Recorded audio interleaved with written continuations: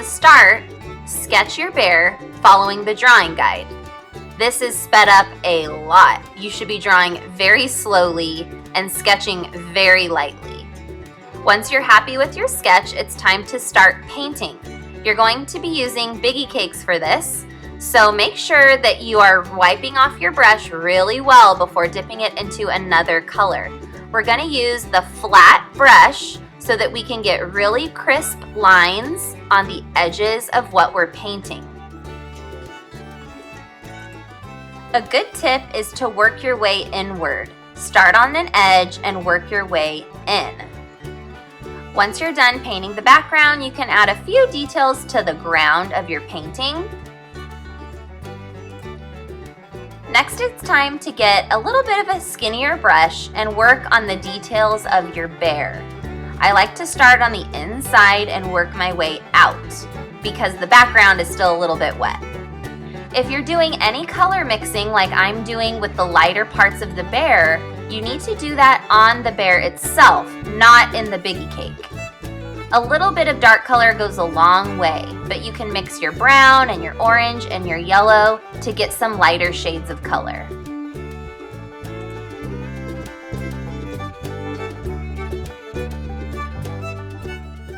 And this is where we stop, at least for day one. Don't worry if you're not totally in love with how your artwork looks just yet. We'll add more details next week. Now that your bear is nice and dry, it's time to add the details and bring it all to life. I'm using a skinny brush to add some details to my background. I guess I'm considering these to be leaves falling from the sky, so I'm just using orange and red. I'm keeping all of the colors nice and warm for fall.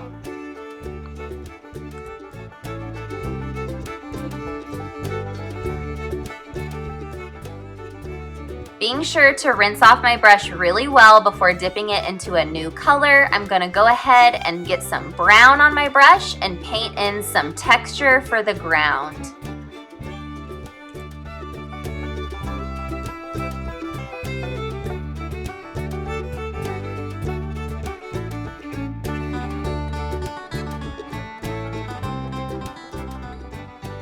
Notice how if you want the color to be darker, you actually use less water. So this is not a project where you should be dipping your brush into water every time you get the color. Use the Biggie Cake because it has more color on it than you think. For the black detailing, you really want to make sure you don't have a big puddle of water in your Biggie Cake.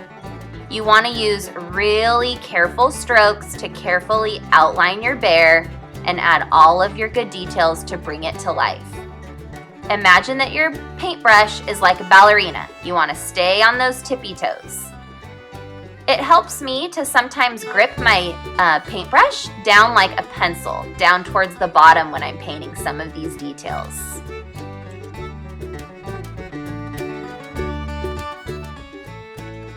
Trust the process. Once you start painting the eyes and the nose, things are really going to start to come together and it's going to look a lot better.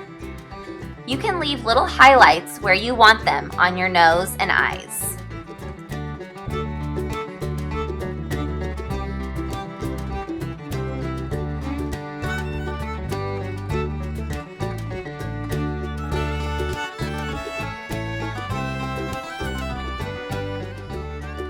Finish up with some wispy lines for texture. I used brown and black. Just be sure to monitor it as you go so that you don't end up making a porcupine instead of a bear. You want this to look like fur, not needles.